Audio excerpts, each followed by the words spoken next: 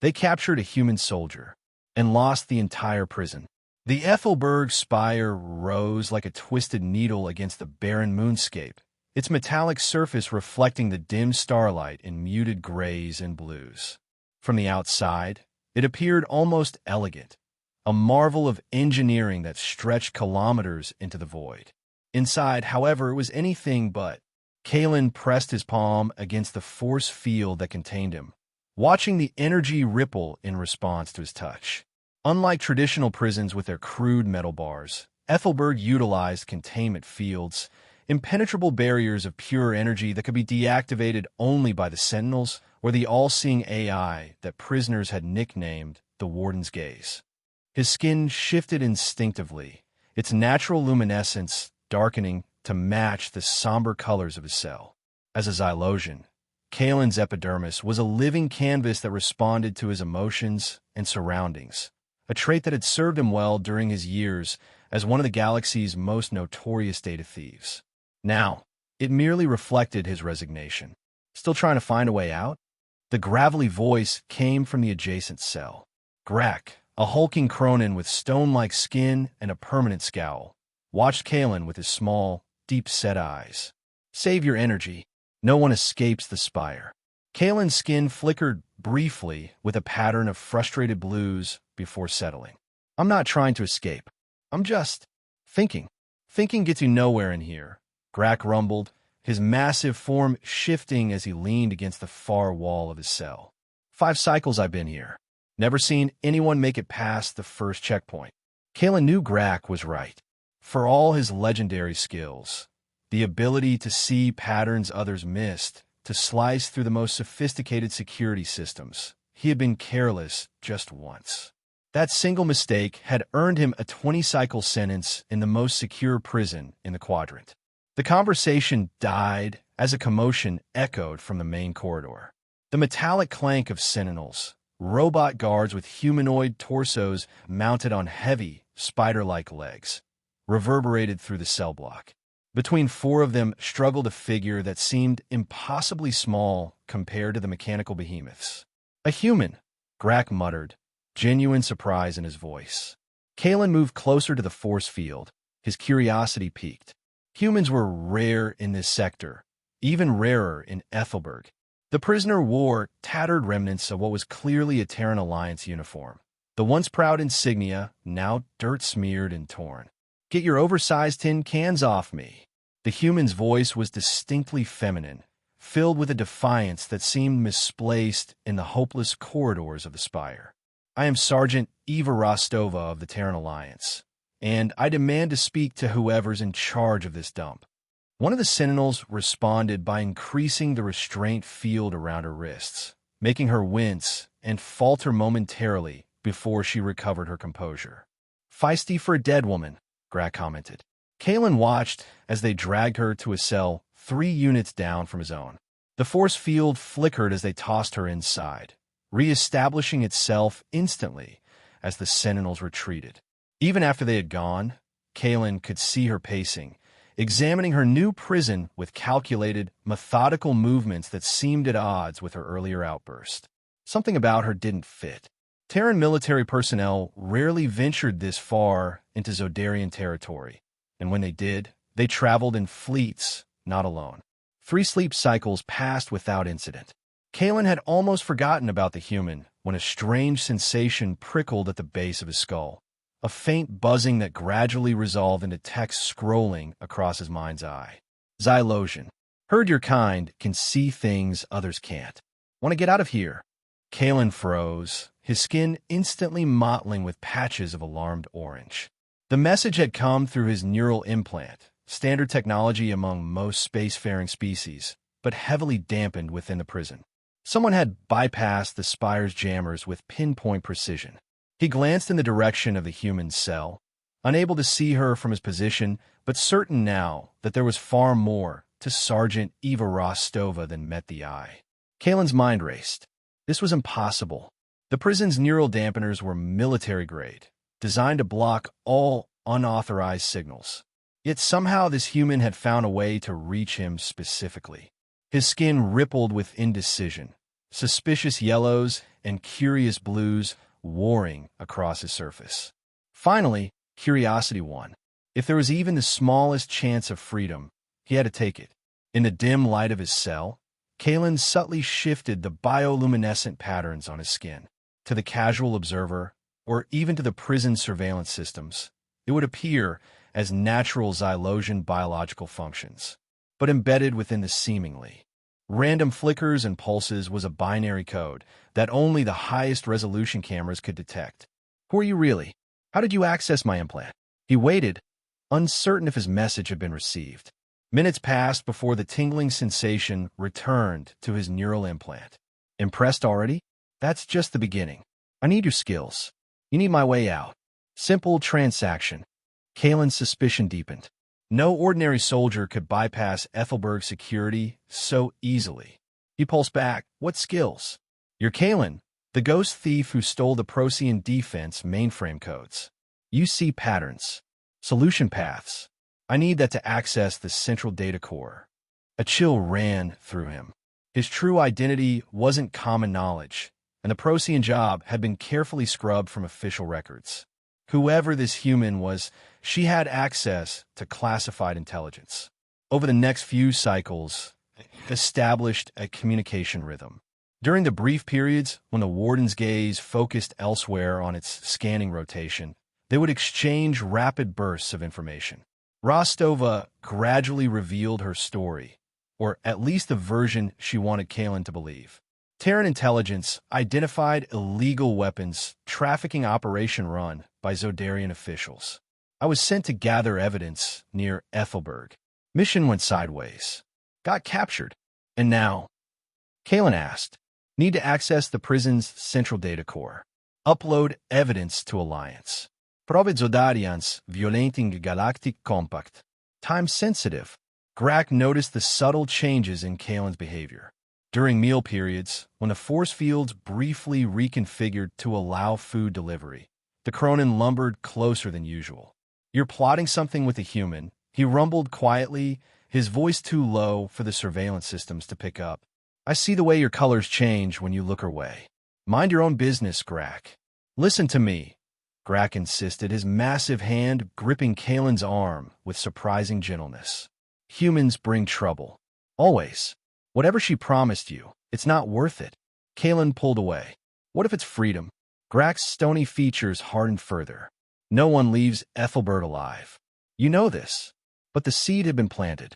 In the monotonous hell of imprisonment, even the slimmest hope was intoxicating.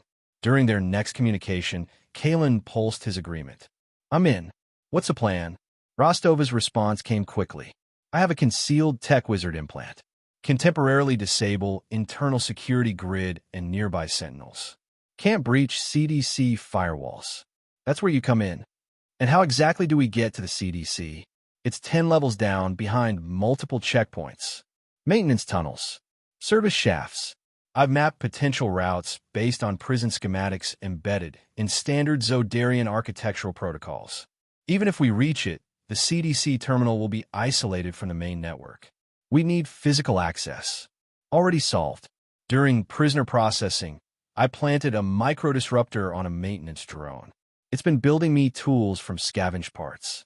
I'll deliver final components to you tomorrow. True to her word, during exercise period the following cycle, Rostova maneuvered close to Kalen in the yard. A brief, seemingly accidental collision, and something small was pressed into his palm. By the time the nearest sentinel registered the contact, they had separated, and Kalen had secreted the device beneath the thin fabric of his prison uniform. That night, examining the device in the darkness of his cell, Kalen was reluctantly impressed.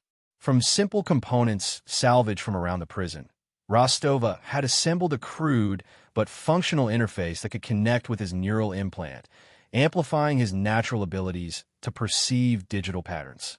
Their plan took shape over subsequent communications. The prison underwent a power regulation cycle every night, a brief moment when systems rebooted and were vulnerable. Rostova would use her tech wizard implant to trigger controlled power surges across multiple sectors, creating a cascade of false alarms that would draw sentinel attention away from their route to the CDC. Kalen would use the distraction to slip into the maintenance tunnels, navigating to the CDC's physical access port. With his enhanced pattern recognition and the interface Rostova provided, he would breach the CDC's firewall and transmit the weapons trafficking evidence to the Alliance. Grak, despite his misgivings, eventually agreed to help. "Not because I trust the human," he clarified, "but because I trust you. If you're crazy enough to try this, you'll need someone to watch your back."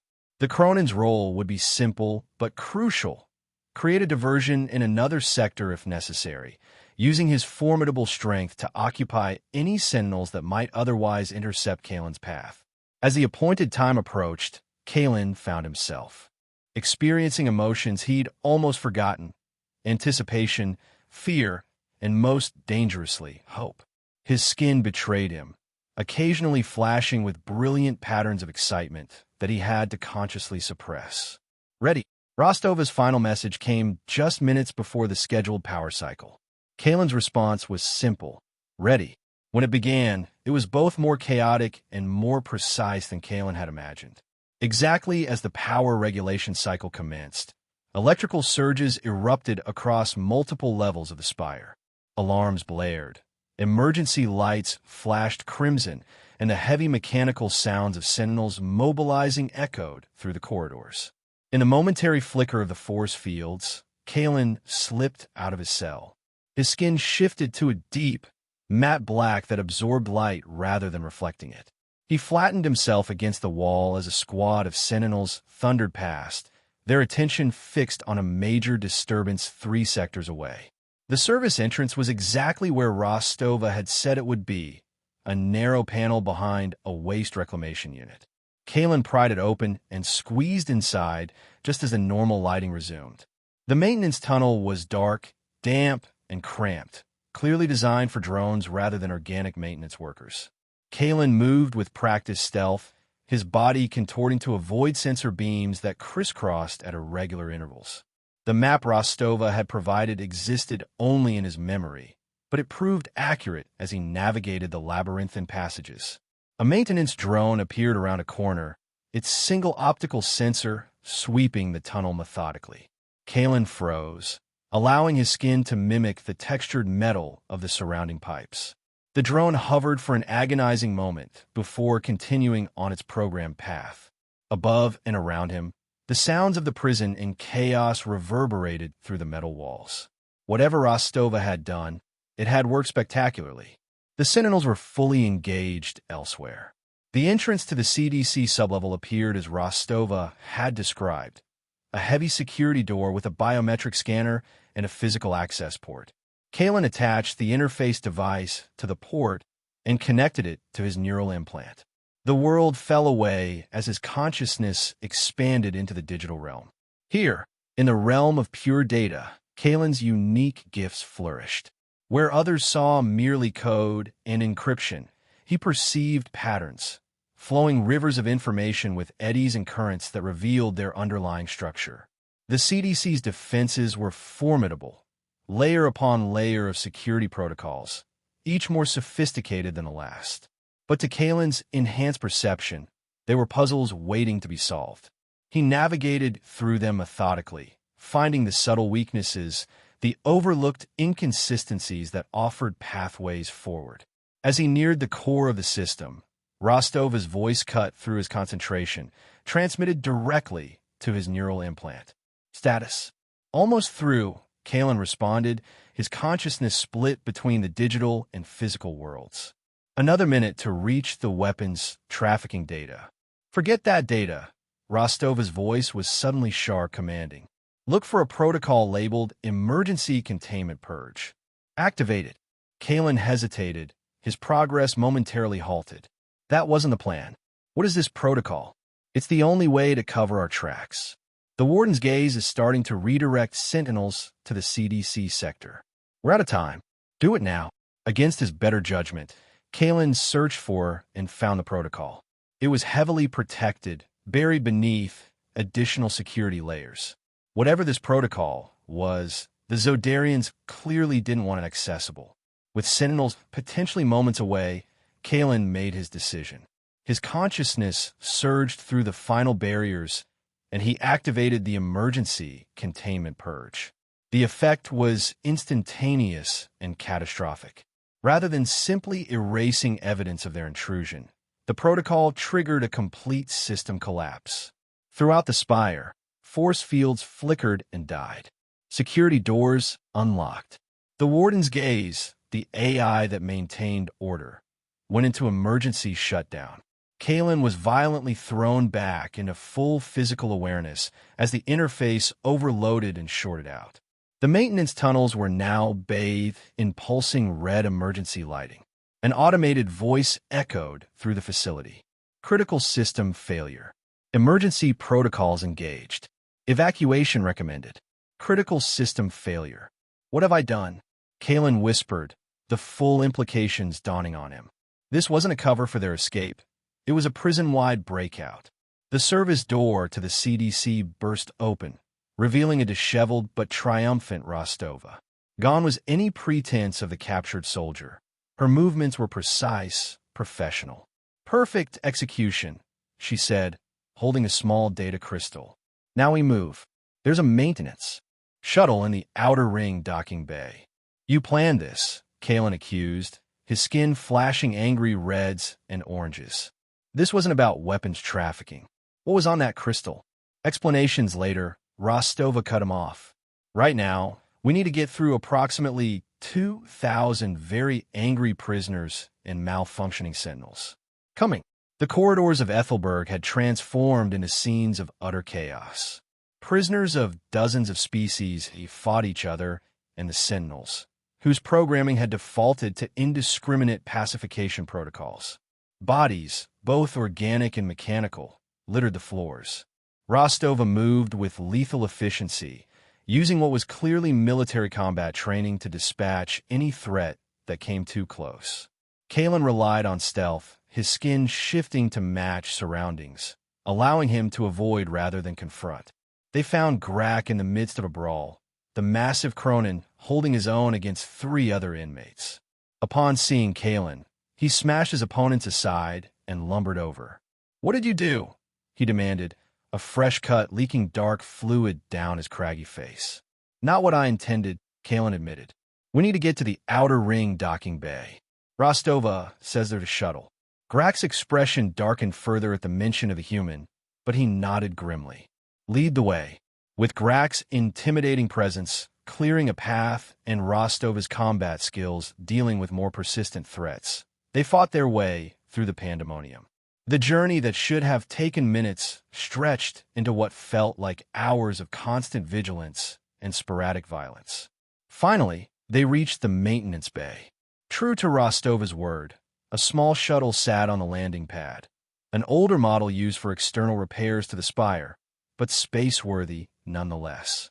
As they clambered aboard, Kalen looked back at the only home he had known for years. Sections of the spire were now visibly damaged, with fires breaking out across multiple levels. The majestic prison was eating itself alive from the inside. Rostova took the pilot's seat with practiced ease, her fingers dancing across the controls. The shuttle's engines whined in protest before igniting, lifting them away from the disintegrating structure. In the relative safety of the shuttle's cabin, Grak slumped onto a bench, tending to his wounds with supplies from an emergency kit. Kalen stood behind Rostova, watching as she navigated away from the moon's weak gravity. "Now," he said, his voice deadly quiet, "you're going to tell me what this was really about." Rostova's face, reflected in the viewport glass, showed no emotion as she activated the FTL drive. The Purge protocol wasn't about erasing tracks. It was the primary objective. She turned to face him, her demeanor transformed. Gone was any trace of the desperate captured soldier. In her place sat someone cold, calculating, and utterly in control. "I am not Sergeant Eva Rostova. That identity was created for this operation. I am Agent Keller, Terran Alliance Special Intelligence." "Special Intelligence?" Grak growled from his bench. "You're Black Ops." Keller nodded once, acknowledging the accusation without concern. "My mission was never about weapons trafficking. It was about the Warden's gaze, the most advanced AI security system in Zodarian space. We needed its core programming. She held up the data crystal. This contains the complete code structure of the Warden, the culmination of decades of Zodarian AI research. Research they've refused to share with the Alliance despite our mutual defense treaties.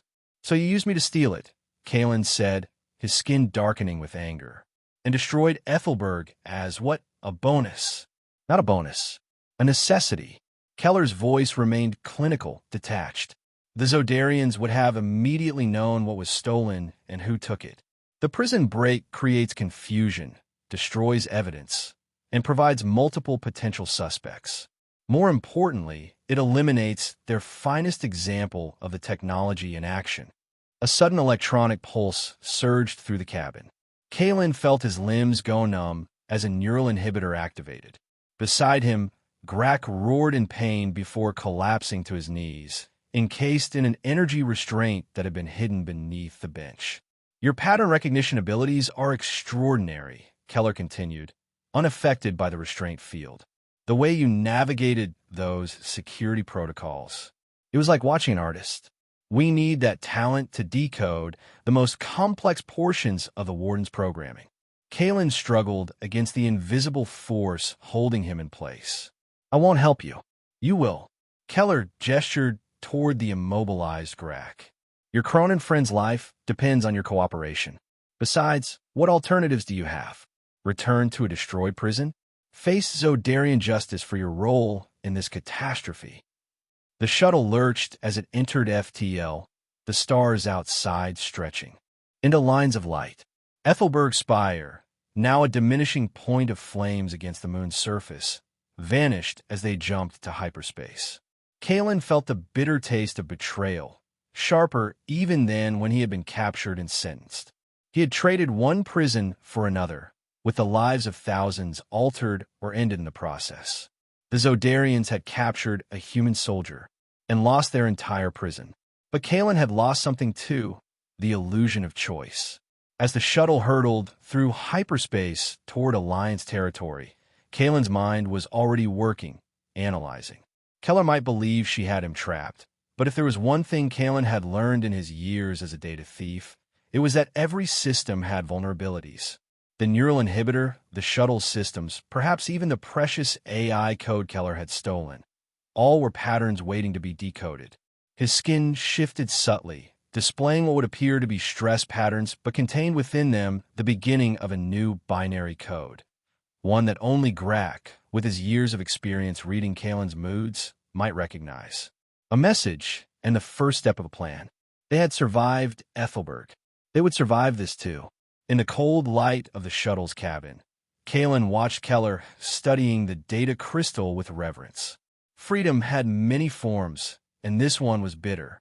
But as long as patterns existed to be seen and exploited, hope remained. It was simply a matter of finding the right sequence.